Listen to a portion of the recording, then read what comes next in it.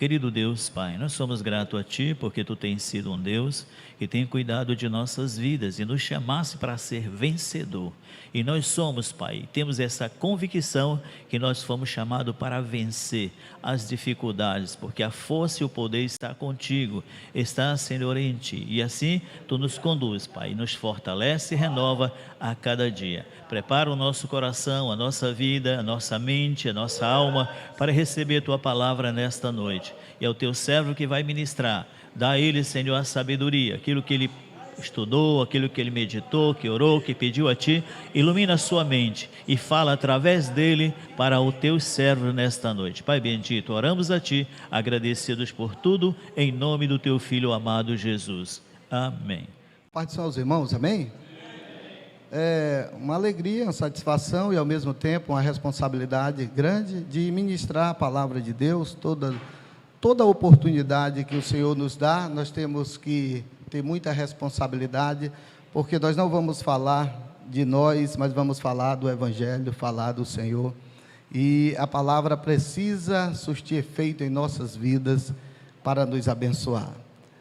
Nós fizemos uma leitura bem conhecida, aonde o Senhor tentou mostrar para os discípulos que o ser humano é falho, O Senhor, conhecendo os seus discípulos, Ele falou toda a verdade para eles sempre, e ali no momento derradeiro, onde o Senhor sabia que Ele já ia ser entregue, ia ser morto, Ele falou: olha, vocês todos vão se escandalizar, vão se dispersar. E Pedro, como sempre era aquela pessoa que não tinha medo, ele foi e teve a coragem de dizer: olha, ainda que os outros aí se escandalizem, eu não. E o Senhor disse: não, tu também vai. E ele: eu vou à morte, mas eu não nego o Senhor. Interessante que a palavra diz que todos os outros discípulos disseram o mesmo, Pedro, ele sempre era o linha de frente. Quando o Senhor estava andando sobre as águas, aí: quem é Jesus? Só se o Senhor mandar eu ir aí. Aí foi. Aí a gente diz assim: Pedro não tinha fé, ele andou um pouquinho e foi afundando. Mas aí o Pedro pode dizer assim: mas eu andei um pouquinho e andei, mas e você que não andou nem um pouquinho? Então ele sempre ia ali. Os outros falaram também que não negariam Jesus. Lá no capítulo 27, Judas já decide entregar o Senhor para os sacerdotes. Irmãos, eu quero trazer uma reflexão para nós. Eu vou ser bem breve, mas eu queria que cada um de nós saíssemos pensando um raciocínio bem firme daquilo que nós precisamos nos conhecer todos os dias. Às vezes a gente quer conhecer os outros, mas nós precisamos conhecer a nós mesmos, saber o nosso limite, a nossa capacidade, quem nós somos. Será se eu sei quem eu sou? Será se eu me conheço? Se um marginal, um criminoso, ele nunca fosse preso, ele não se arrependeria, a maior parte deles. Quando você vê um criminoso, ele comete um crime, e quando ele é pego pela polícia, aí ele chora, ele diz que nunca mais vai fazer aquilo, ele diz que se arrependeu, ele faz várias confissões. Se ele não tivesse sido preso, ou seja, trocando em miúdos, se o seu crime tivesse dado certo, ele estaria com um outro discurso. O discurso era: bando de otário, eu me dei foi bem. O discurso era outro, estava zombando da sua vítima. Mas quando dá errado, aí ele muda o discurso. Assim mesmo acontece com um bêbado. O cara está bêbado, aí ele diz, ele se vê ressaqueado, acabou o dinheiro que tinha, aí o que ele está arrependido de ter bebido? Não, ele está arrependido da ressaca e porque está sem dinheiro. Mas quando passa a ressaca e ele já tem um dinheirinho de novo, ele começa a beber de novo. Isso mostra que ele não se arrependeu de ter bebido, ele se arrependeu, ou ele está triste, porque a bebida lhe trouxe consequências. É sobre isso que eu quero falar. É isso que eu queria que os irmãos, que eu quero que os irmãos fiquem bem atentos. O bandido, o criminoso, ele não se arrepende do crime que fez. Muitas vezes ele só se arrepende porque deu errado, então ele está arrependido por causa das consequências que está sobre ele agora. Assim mesmo é a pessoa que gosta de beber. Isso mesmo aconteceu com Judas.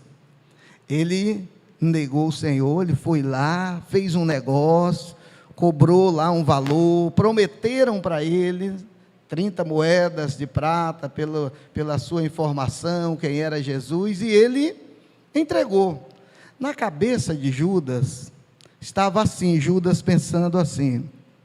Pelo desenrolar da história, a gente percebe que Judas, ele planejou tudo isso, mas na cabeça dele ele pensava, eu vou ganhar o dinheiro, o Senhor Jesus vai se sair dessa, porque ele conhecia Jesus, ele sabia que Jesus fazia milagre, ele sabia que Jesus vencia os demônios se submetiam ao Senhor, que ele curava enfermos, ressuscitou até mortos e ele viu.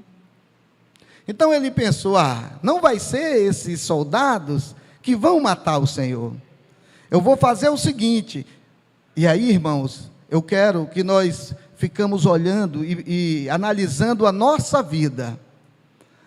Judas, ele pensa, eu fico com as moedas, o Senhor Jesus se sai dessa situação, eu fico com o dinheiro e continuo sendo amigo dele. Ninguém sabe quem eu sou, ninguém sabe o que eu fiz. Então está tudo certo.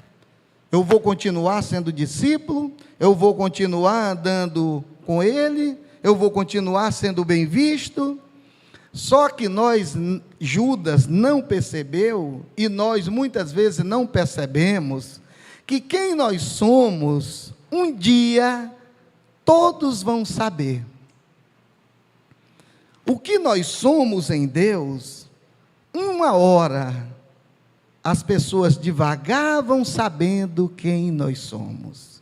O que nós fazemos, a gente pode esconder por um tempo, a gente pode montar uma história, mas uma hora vai vir às claras. Mas por que isso? Porque Deus é bom, porque Jesus é bom. Vocês sabiam que todos, para entrar no céu, ele vai precisar ter um encontro pessoal com Deus, com Jesus, com o Espírito Santo?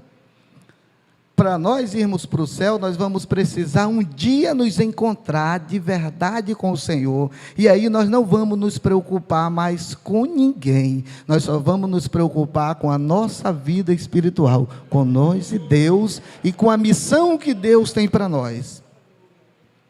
Ali, Judas, ele foi e ficou assistindo de camarote, só que deu errado o seu projeto.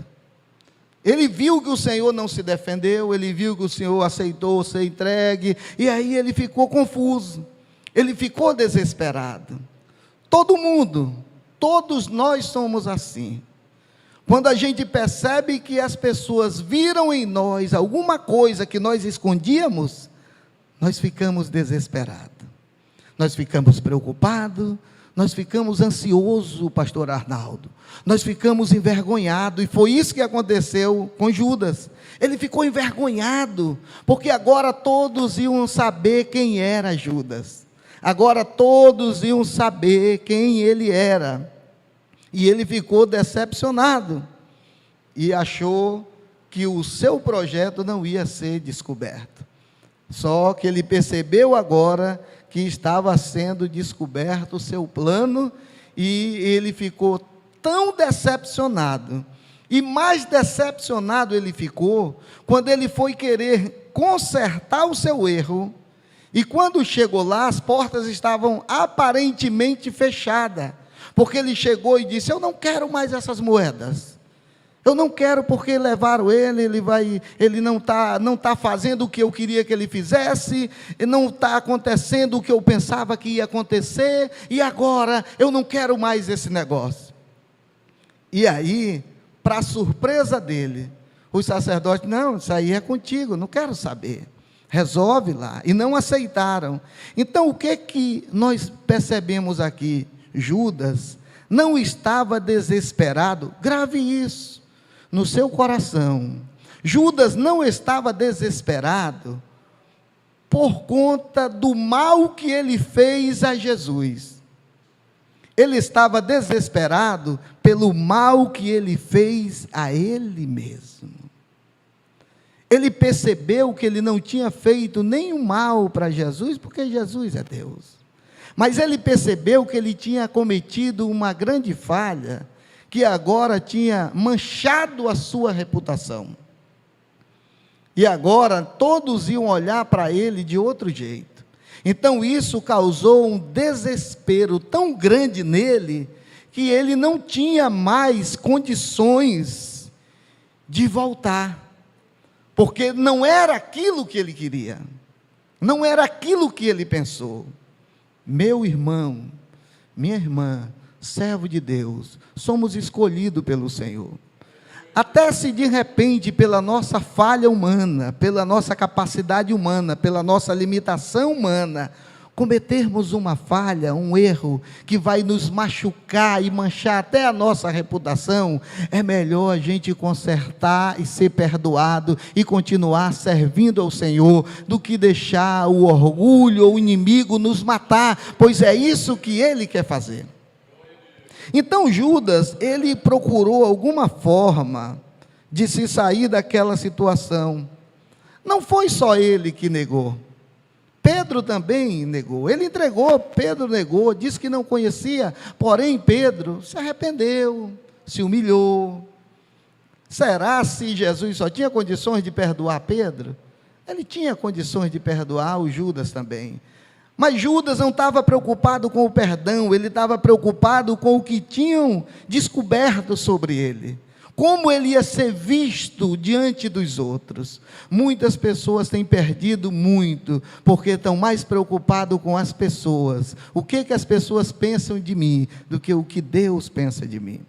Ele não teve condições. Judas não entendeu que não importa o tamanho da sua culpa, ou do mal que ele tenha feito a Jesus ou a ele. Não importa o mal que nós fizemos a alguém ou para nós mesmos. Diga isso na sua congregação, aonde você... nós não vamos ter um estudo, mas de repente você quiser usar essa pauta, diga, porque Deus vai falar com muitas pessoas. As pessoas, às vezes, elas estão se culpando por muitas coisas que fizeram, e às vezes nós fazemos tanto, porque assim, quando a gente faz mal aos outros, parece que a gente não está muito preocupado, não. Quando a gente faz mal aos outros, a gente se preocupa menos do que quando nós fazemos mal a nós mesmos. Mas não importa se fizemos mal aos outros ou a nós mesmos, Jesus perdoa todo tipo de maldade que o ser humano comete, seja contra os outros ou seja contra ele mesmo. Judas aqui estava preocupado por conta do mal que ele tinha feito a Jesus, mas ele não sabia, ou não estava tendo condições de raciocinar, era que não importava o mal que ele tivesse feito ao Senhor ou a ele mesmo, o Senhor perdoaria todo tipo de pecado. Daqui a 3 dias, ele ia ressuscitar. Daqui a 3 dias, ele ia vencer a morte. Judas estava vendo ele sendo morto, sendo entregue à morte.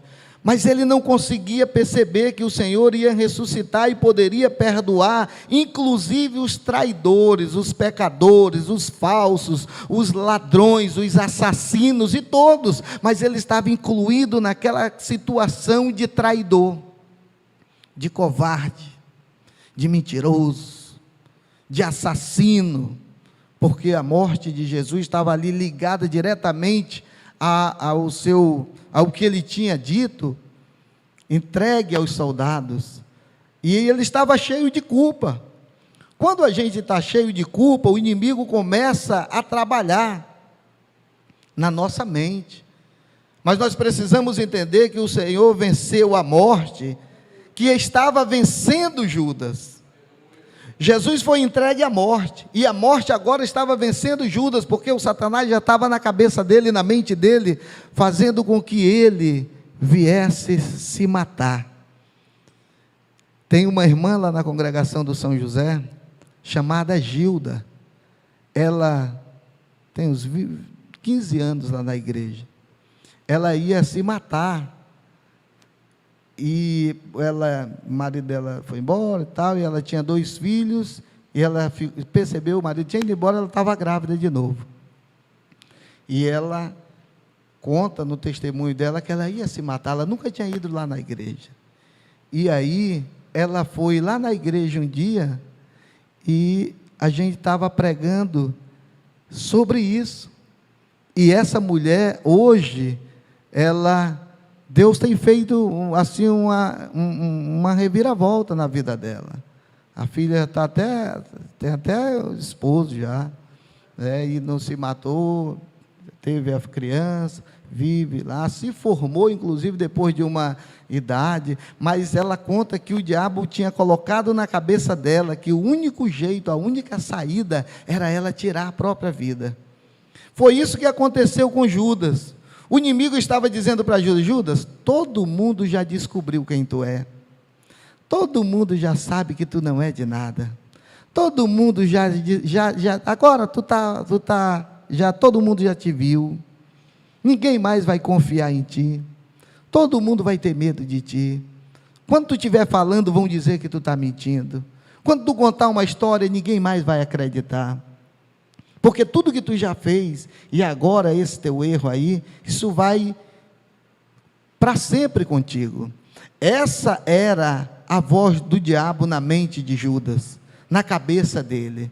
Faz o seguinte, Judas, já que tu tem provado que tu não é de nada, que tu só faz o que não presta, vê se tu tem pelo menos uma coragem, vê se tu age pelo menos uma vez como um corajoso, vê se tu tem coragem, o medo de tirar a tua vida, porque é isso que Satanás diz para as pessoas, que não tem mais jeito para elas, que no que ela fez não tem mais perdão. Porém, amados, o que Judas não conseguiu entender, é que o Senhor venceu a morte que estava vencendo ele nesse exato momento.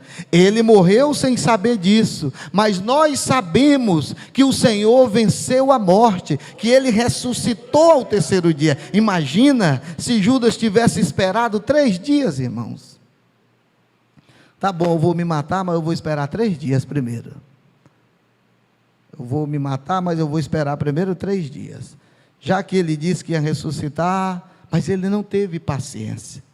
Às vezes nós precisamos agir com paciência, esperar o Espírito de Deus agir na nossa vida, porque o inimigo ele fica falando, e isso vale para todas as áreas da nossa vida, não é só para nós nos matarmos não, mas às vezes você diz: agora eu não vou mais ter essa fé que isso vai acontecer, eu não vou mais crer que essa pessoa vai ser liberta, eu não vou mais crer que eu vou conseguir aquilo que eu almejo, porque já tem dado tantas vezes errado. Irmãos, tudo é um processo na nossa vida, e as coisas elas podem acontecer. O Senhor Jesus ele pode fazer um milagre, e só basta nós esperar mais um pouco. Quantas pessoas têm perdido as suas bênçãos, porque não têm esperado o agir de Deus, o tempo de Deus, e o inimigo ele age naquela área, e naquele momento que nós estamos mais atribulados, que nós estamos mais angustiados,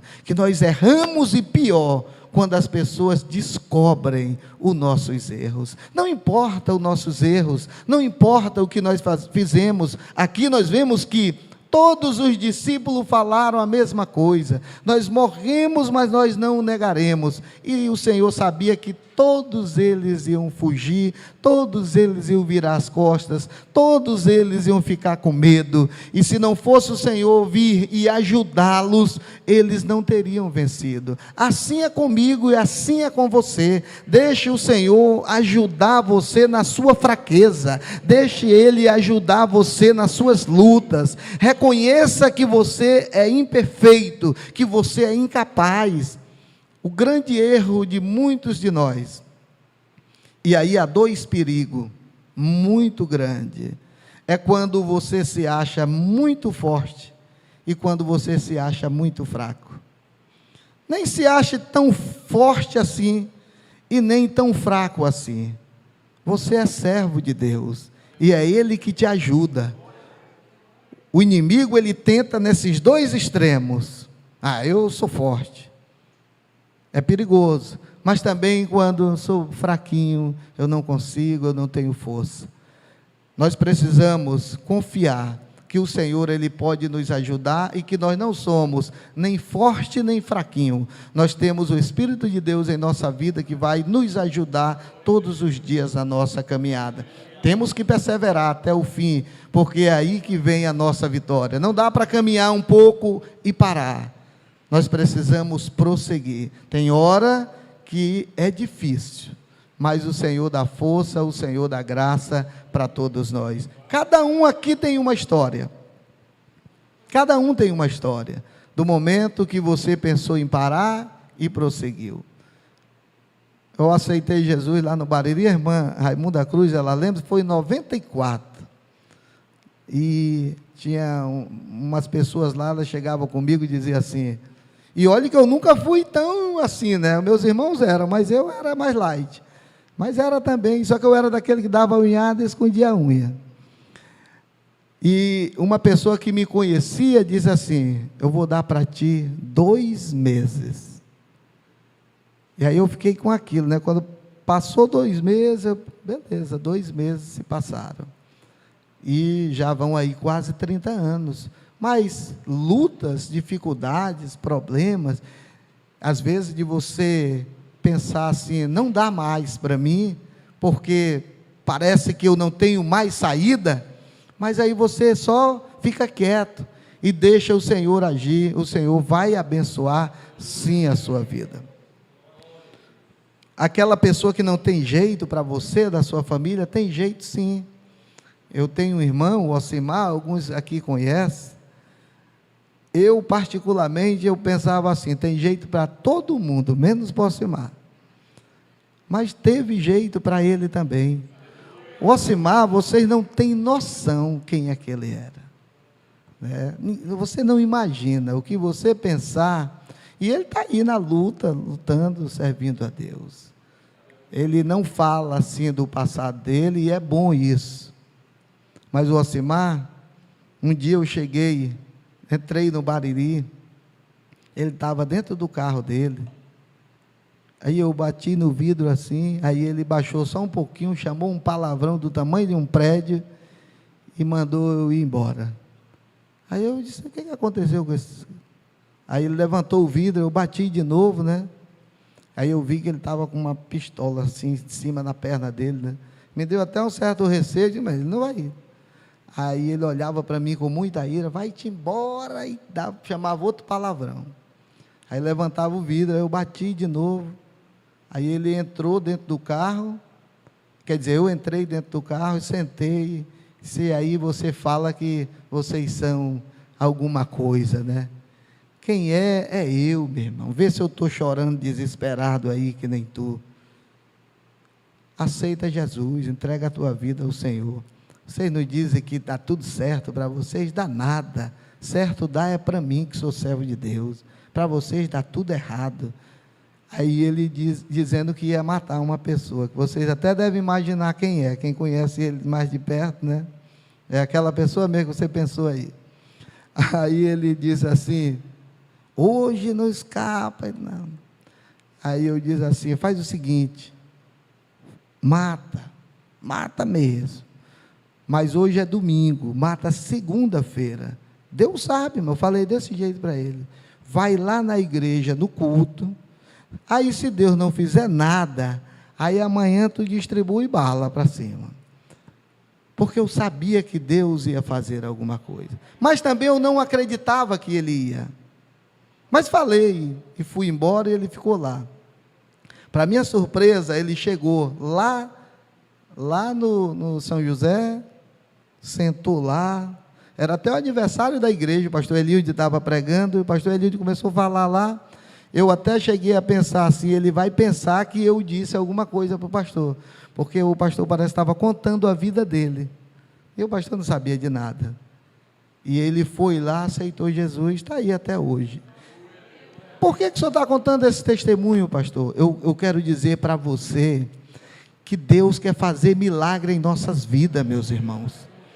Deus não é para a gente ficar pensando que o nosso Deus é um Deus só que nós estudamos a palavra um dia, ouvimos e no outro dia a gente não acredita mais. Ei, o Senhor está vivo e Ele tem todo o poder nos céus e na terra, e Ele faz milagres sim. É nós que precisamos nos posicionar e acreditar que quando as coisas estão ficando difíceis é porque o Senhor quer realizar um milagre maior do que o que a gente pensa, para que você possa reconhecer que o Senhor faz milagres sim, e o Senhor quer fazer nós experimentarmos esses milagres.